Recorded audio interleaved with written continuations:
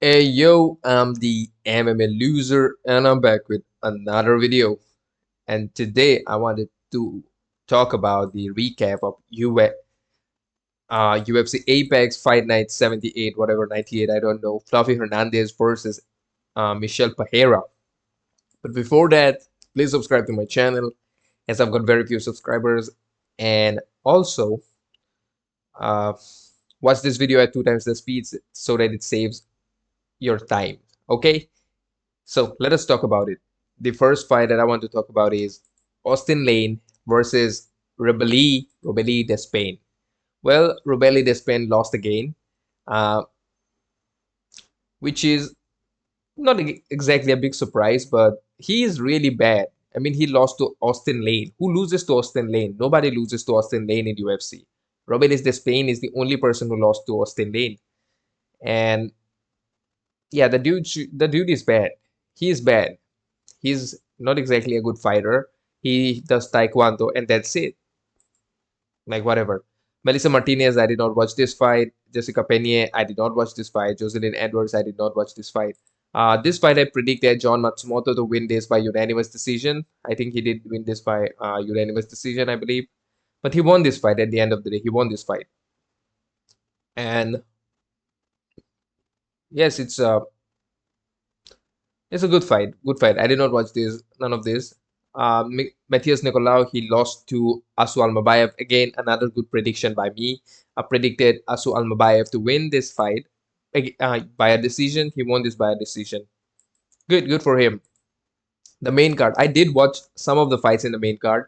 I did not watch the Darren Elkins fight. But then again, Darren Elkins won this fight. I think probably by a unanimous decision.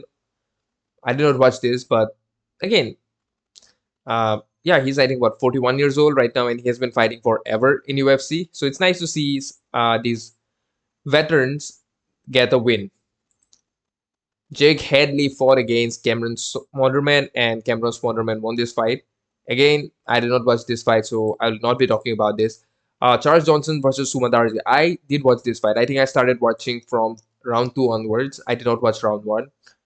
I woke up late. Round 2 was really actually good. Sumadarji uh, got beaten up by Charles Johnson really bad, and Charles Johnson tried to move forward for a finish, but he could not finish Sumadarji. And Sumadarji, his grappling is good, man. His grappling was actually really good. He was putting in triangles. He got taken down by Charles Johnson, but still he somehow found a way to get back in there and still. And yeah, like Sumadarji actually did very well. I expected Charles Johnson to win this by unanimous decision, and he actually did win by unanimous decision. But Sumadarji, he had some really good moments in the fight, especially in round 3. Uh, Charles Johnson was really tired. Sumadarji, in my opinion, he won round 3. He should have won round 3, but I don't know what the judges gave it to him or not. But either way, uh, good fight by both of them. It was a really entertaining fight, to be honest, because those grappling exchanges, those scrambles, those scraps on the ground, they were really good. Those scrambles on the ground were really good. And I think Sumadarji in his next fight, he might do very well because he's training with Team Alpha Male and everything. Song Yadong was in his corner. Uriah Faber was in his corner. And yeah, it was good. It was good. And Charles Johnson, I don't know.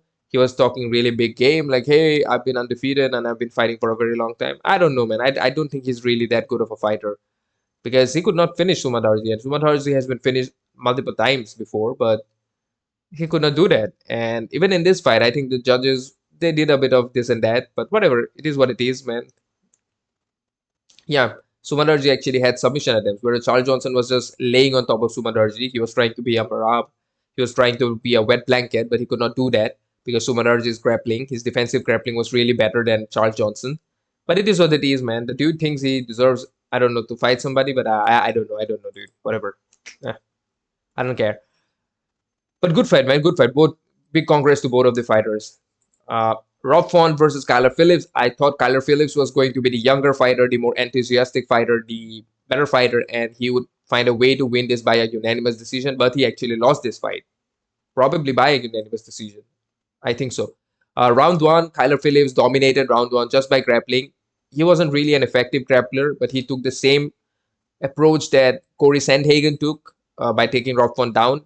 And then when the round ended, Firas Zahabi, that is Rob Font's head coach right now, he told Rob Font that, hey, do not get taken down by Kyler Phillips, do not wrestle in this fight, proved, which turned out to be a very good advice, because when Rob Font started moving away from Kyler Phillips, every time Kyler Phillips tried to grapple, every time he took Rob Font to the clinch, he took him to the fences. Rob Font just found a way to get separated, and then he landed some really good shots on Kyler Phillips. He landed a really good jab and some good uppercuts. And yeah, I mean, Kyler Phillips, I think he got fraud checked.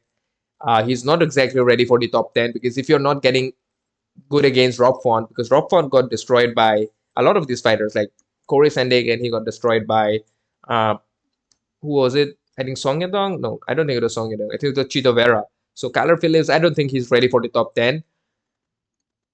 So who knows, man, what's next for Kyler Phillips. As far as Rob Font is concerned, I think the dude is what, 40 years old at this point of time? How old is he? He's 37 years old, and he's in the bantamweight division, and Kyler Phillips could not defeat him. Kyler Phillips was 9 years younger than, uh, I think he's what, 9 years, 8 years younger than Rob Font, yet he could not defeat Rob Font. Kyler Phillips was really tired. Yeah, being tired seems to be something in this entire fight card. A lot of these fighters, they actually got tired. But big props to Rob Font. He showed why he is a veteran. He was able to adjust to the fight, and he was able to make this fight into a striking battle instead of going into those grappling exchanges where Kyler Phillips had a clear advantage, and really good coaching by Firas Zahabi and team. So yeah, big congrats to Rob Font. He's still winning it. Now the main event. I predicted this shit. I predicted Anthony Hernandez to win this via unanimous decision, but he won this by KO TKO round 5. He would have won this by unanimous decision if not for that cut. But again, I'm really happy for Anthony Hernandez. Uh, before, I mean, I from day one when this fight was announced and everything, I was just thought Anthony Hernandez was going to win this by unanimous decision, because this was going to be a 5 round fight. But I watched MMA Guru's video and I was like, maybe I'm picking something wrong. But then my pick turned out to be good. Anyway, big fan of MMA Guru. One of the very few MMA channels that I actually like to watch. Him and It's Bedtime MMA. But about this fight, okay? Anthony Hernandez in round 1, he took a really bad body kick. It was a really bad tip kick by Michel Pereira. I think after that he landed a couple of strikes in there, but Anthony Hernandez was able to survive that. And after that, Michel Pereira got really tired. He got so tired that for the next 4 rounds, he could not do a single offense. I think in round 1 he had some offense. In round 2, I don't know if he had any offense. I don't know if he landed a single shot in round 2. He kept getting taken down. He kept getting smothered. Basically, Anthony Hernandez would take him to the fences. He would try to take him down, and Michel Pereira would defend a couple of takedowns, and then he would eventually get. Every time he would defend the takedowns, Anthony Hernandez would land a couple of shots. So this goes to show that Michel Pereira is actually not a.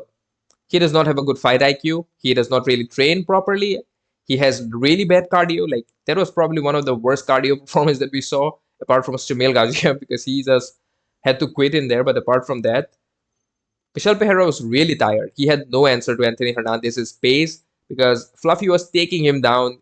Every time he would get back up, Fluffy would take him down. He would go for a submission. He would land those ground and pound. Like really great performance by Fluffy, in my opinion.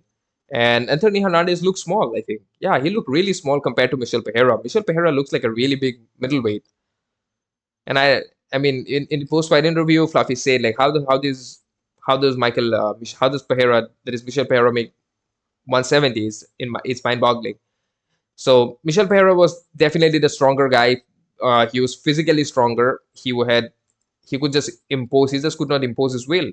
He was, how am I supposed to say? He's the lesser skill fighter, apparently. Like, his grappling is not really that good. And every time he got taken down, Anthony Hernandez was able to get into a better position, and he was able to land some really good ground and pound. And I think it was in round 5 when he landed a really good elbow. No, I think, was that elbow in the clinch or on the ground? I don't exactly remember. But for a moment, Anthony Hernandez, I think he also had a guillotine. Michel Pereira also put in a guillotine, but Anthony Hernandez was able to survive that guillotine because, yeah, Michel Pereira just did not have the He did not put in the legs. He was just putting in the guillotine. He was just squeezing it. But again, good performance by Anthony Hernandez. I don't know, like for 3-4 rounds straight, he was just grappling. He was taking down Pereira and breaking him down, like piece by piece, like round by round. He was breaking Pereira, and every time Pereira would go to the corner, his corner would be like, "Hey, take a round off." I think it was round 3 when they said that, "Hey, take a round off." Yeah, I remember. Take this round off. Just try to recover. I mean, he was not going to recover in there by getting beaten up. That is what Michel Pereira did. He got beaten up the entire third round in order to recover, but he could not recover because he was taking a beat down. Then round 4, the same story. Round 5, the same story. Then eventually Anthony Hernandez was able to find a finish. And I like it. I thought it would have been really like if Anthony Hernandez would have been able to go for 5 rounds and Michel Pereira would have been able to survive the 5th round, my prediction would have been completely correct. But anyway, I'm really happy for Fluffy that he got this win. I don't know, like, who is going to fight next. Probably I'll make a video about it tomorrow. But for now, congrats to Fluffy, man. A really good performance. Congrats to all the winners. That is Rob Font, Fluffy, Charles Johnson, Asu Almabayev, Darren Elkins, Jane Matsumoto. A big congrats to all of them. And I'll make another video about Francis Ngannou. Probably I'll upload it tomorrow or today sometime. Anyway, that's it from today's video. If you enjoyed the video, then drop a like and share this video to your friends and family who enjoy UFC. And please subscribe to my channel. I've got very few subscribers. And peace out.